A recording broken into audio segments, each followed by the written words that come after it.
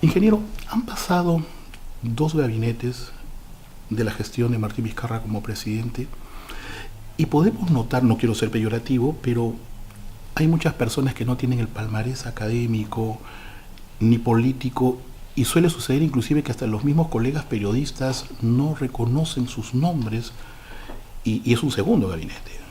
Sí, es un tema que a mí también me llamó la atención, incluso anecdóticamente, porque en la época que los dos éramos directivos del Colegio de Ingenieros, él era decano de Moquegua y yo era decano nacional, han sido múltiples las ocasiones en que se ha conversado, no solamente entre dos personas, sino a nivel de asamblea, el tema de la participación de los ingenieros en las especialidades, y ya en aquel entonces había la preocupación de que sectores que son fundamentalmente técnicos terminen siendo dirigidos por personas que no conocen el tema, y la consideración naturalmente de que para poder conducir un sector lo esencial, el ABC, es conocer los elementos técnicos, que esos no pueden ser suministrados por un asesor, ¿no? Eso tiene que ser conocimiento propio de quien conduce una institución. Usted ha sido ministro y usted ha sido un ministro que tenía, digamos, un porcentaje técnico, pero también un porcentaje político por su experiencia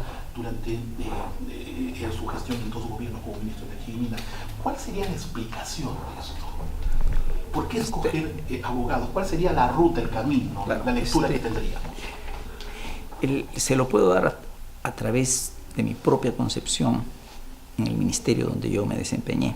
En las dos ocasiones yo busqué gente calificada, pero especialista, conocedora de la profesión y con mucha experiencia, porque los temas que se tratan ahí son temas centrales y uno no puede llegar ahí a aprender.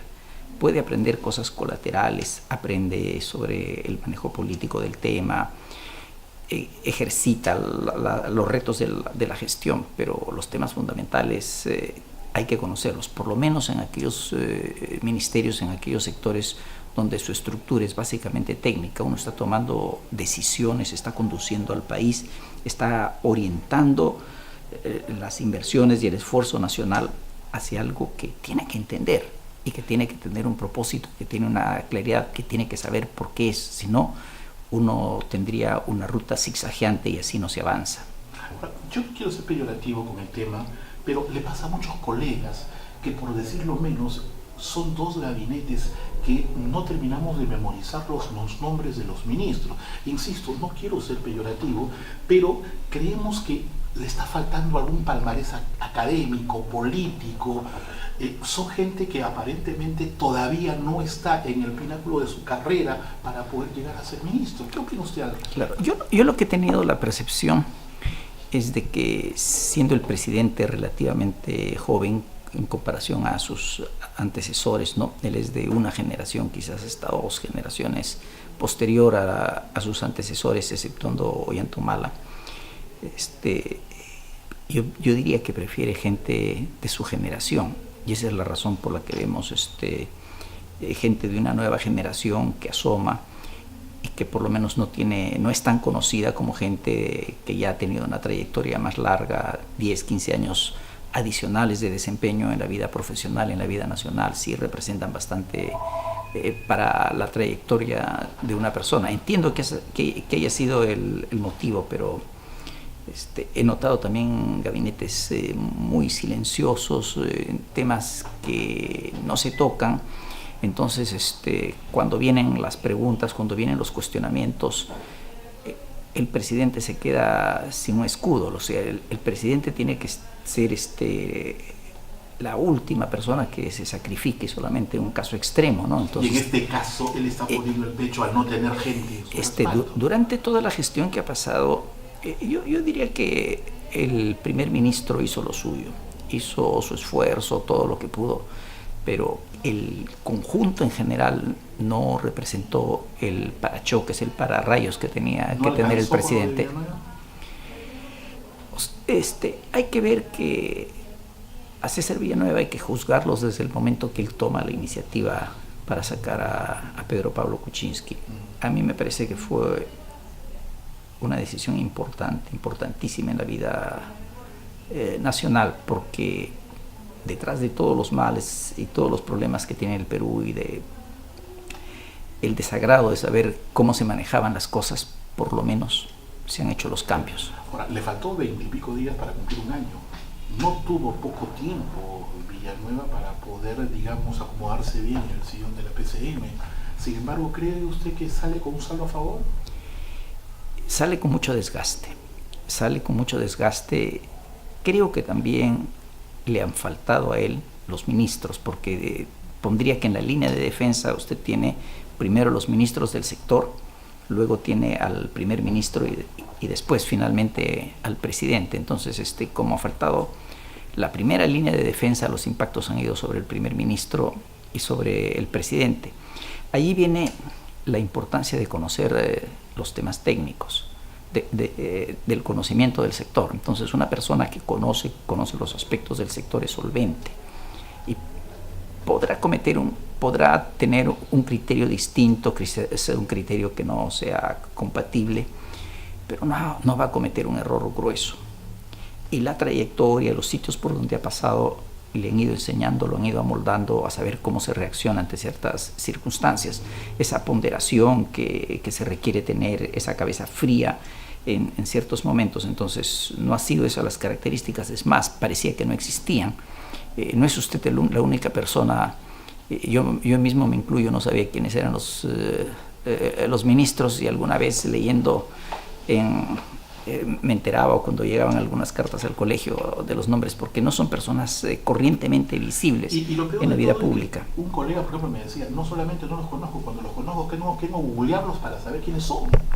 O sea, no es que uno más o menos tenga un vínculo, o sea, ya conoce el nombre y bueno, ¿y él quién es? Y uno recurre al internet. Analizando el sector, o mejor dicho, analizando el gabinete actual, vayamos por algunas carteras que no le encuentro explicación un poco del expertise, el palmarés académico o la carrera o profesión que tiene titular. En el caso de agricultura, por ejemplo, es una abogada la titular de la cartera de agricultura, sí, por ejemplo. Claro, eso, ella ha sido lo que yo he leído sobre ella. Ella ya ha trabajado en agricultura. Yo le hago esta pregunta, perdón, decano, le hago esta pregunta porque creo yo que agricultura, entre otras carteras, tendría que estar vinculado directamente a un ingeniero. A eso iba, ¿no? Entonces, ella, digamos, ha trabajado en el Ministerio de Agricultura, pero, por decir, no es por supuesto el nivel de secretaria, ¿no? Pero una secretaria, un puesto adjunto, no lo convierte en un experto sobre el tema, como decirle que el ascensorista de una empresa petrolera no es él un experto petrolero, ¿no? Eso, ni mucho menos un ministro. No, es todavía más lejano, ¿no? Entonces, el haber trabajado en el ministerio le da algún conocimiento todo, pero no necesariamente es una garantía del conocimiento del tema. Y lo que yo percibo en el sector, le digo por reuniones que he tenido acá se tiene la oportunidad de conversar con muchos ingenieros de distintos lugares del país, el sector agrario se siente abandonado, y especialmente, eso lo he leído ya en el comunicado que ha expresado el Consejo Departamental de Ancash, de Ancash Huaraz, donde ellos se refieren a los pequeños agricultores, y las protestas que han venido en los colegios de ingenieros son protestas que casi todos son consejos que están en la selva. ¿Qué otros escenarios políticos en titulares de carteras cree usted que deberíamos ajustar actualmente? Bueno, yo quizás por formación, por sesgo profesional, siempre he pensado en aquello de zapatero a tus zapatos, y creo que hay que tener una buena formación profesional de base. Entonces hay sectores que son preponderantemente técnicos, ¿no? Donde se hacen las grandes inversiones. Estamos hablando de transporte, estamos hablando de vivienda, estamos hablando de agricultura, estamos hablando de energía y minas, ¿no? Entonces, incluso en el sector de comercio, industria, turismo, es la parte de industria, y por supuesto economía en su tema, ¿no? ¿Tiene usted una respuesta concreta, no obstante de poder estar tentados a caer en el terreno de las especulaciones, del por qué tantos abogados? Y por cierto, ¿a qué nos puede llevar el tener esta proliferación de abogados en un gabinete? Lo que he notado en el país es que muchos cargos terminan siendo ocupados por abogados porque quizás se lo relaciona en el Estado con el conocimiento de la ley y que se trata de un Estado básicamente normativo. He visto en el sector donde he trabajado en energía y minas casos en que han sido abogados los que han ocupado las direcciones generales de electricidad o de hidrocarburos o de minería. ¿Ese es el camino? No. Hay que conocer las actividades en su profundidad para poder orientar, porque no hay que olvidar que en el ministerio no es manejar una rutina. El ministro es el capitán del barco, que tiene que tener por lo menos claro dónde está o de dónde ha salido, a dónde quiere ir y cuál es la ruta que va a elegir. Y para eso hay que conocer. ¿Hay un mea culpa a nivel gremial de los ingenieros de no tener presencia política en el gabinete? En cierta forma sí, pero eso se trae muy atrás, se trae a la propia formación del ingeniero. Uno de los defectos de la formación del ingeniero es que es poco humanística, que es muy tecnológica, y que no se sabe expresar o no sabe expresar términos que son muy especializados en un lenguaje accesible para el resto de la gente, ¿no? Y que generalmente en su tarea se ha autolimitado a decir yo trato los aspectos técnicos y no voy más allá de los aspectos técnicos. Yo tengo la posición de que uno primero es ciudadano y después es ingeniero. O sea, el ser ingeniero no le quita ninguno de los derechos ni ninguna de las obligaciones de un ciudadano, pero esa es una especie de cultura profesional que sale desde las propias aulas de la universidad. No sé si la percepción mía sea equivocada, pero el último gobierno que trabajó más de la mano con ingenieros fue el gobierno del arquitecto Belaunde, no siendo ingeniero, sino siendo arquitecto. Y tendríamos que tener en cuenta que después, con las profesiones u oficios que tuvieron cada uno de nuestros expresidentes, sea Vizcarra siendo ingeniero, un poco el gobierno que le tocaba tener mayor participación profesional. Sí, yo también, yo pensé que iba a haber una mucho mayor participación de ingenieros en este gobierno y me ha sorprendido ver la poca participación que tienen en cargos claves, ¿no? ¿Ha conversado usted con el presidente? Y no sobre ese tema, pero le debo un informe sobre el tema de San Juan del Lurigancho. Espero visitarlo y espero pedirle la ocasión de poder conversar estos temas, porque creo que es importante que conozca la opinión de su gremio, y ya tenemos varios pronunciamientos que, como le digo, no están autorizados. Lo formal es incorrecto, pero lo real es que ese es el sentimiento y lo han expresado, y a eso hay que, si no se ponerle una luz roja en estos momentos, por lo menos entender que es una luz ámbar. Todavía le falta un trecho relativamente interesante a este gobierno, y usted está empezando una gestión como decano, una nueva gestión como decano del Colegio de Ingenieros. ¿Sabe usted que va a tener mucha presión de parte de los ingenieros en este país para diciéndole, decano, el presidente no está contando con nosotros? Sí, ya la estoy percibiendo. Y estamos esta es una expresión. Antes de los primeros 90 días de su gestión. Sí, pero ya les he dicho también, el documento está escrito, no ha sido repartido todavía. Les he dicho, en el fondo, yo comparto la inquietud. O sea, comparto y entiendo la inquietud de ellos. Lo que pasa es que me tengo que atener a la legalidad de los temas. Entonces, en primer lugar, en la legalidad de los temas no les compete a ellos pronunciarse sobre un tema nacional. Ellos tienen que hacerlo conocer y es el Consejo Nacional el que se pronuncia. El segundo tema es que el Consejo Nacional no puede, digamos, discutir una acción que legalmente le compete al presidente. Como usted sabe, los ministros son designados, primero se designa al primer ministro y el primer ministro es el que propone los nombres al presidente, y con el presidente, bueno, llegan a un acuerdo y así se establece un gabinete. Yo, en el sesgo que he visto desde el año 2016, este ha sido un gobierno que ha tenido una enorme preferencia por abogados e ingenieros. Repase usted las especialidades de las personas que han ocupado aquellas carteras que son básicamente técnicas. Creo que una de las excepciones ha sido Javier Piqué, Y lástima que haya durado tan poco, porque es un buen elemento. La gestión del exministro Piqué no fue tan mal. No hizo una mala gestión. Es un hombre además probo, es un hombre capaz, es un hombre que tiene un profundo conocimiento de su profesión en el sector en el cual está actuando. ¿Por qué cree que salió? No lo entiendo. Además, es un buen comunicador. Ha sido profesor universitario, es todavía profesor universitario, y un profesor universitario adquiere la facilidad de palabra de explicar temas de esa profesión. Eso de hacer una buena gestión de ministro y de no entender las razones de la salida le debe ser familiar, ¿no? Sí, bueno, yo en mi caso lo entendí perfectamente, ¿no? Acá no lo entiende. Imagino que hay cosas parecidas, ¿no? En mi caso era, pues, pero no son intereses no son tan evidentes, o quizás yo no soy tan próximo a ellos, y por eso es que me es más difícil entenderlo, pero siempre hay intereses de por medio, ¿no? Quienes nos están siguiendo por las redes sociales han escuchado que hay diversos comunicados en provincia de ingenieros. ¿Se viene un comunicado a nivel nacional de parte suya? ¿O de parte del colegio? No ahora.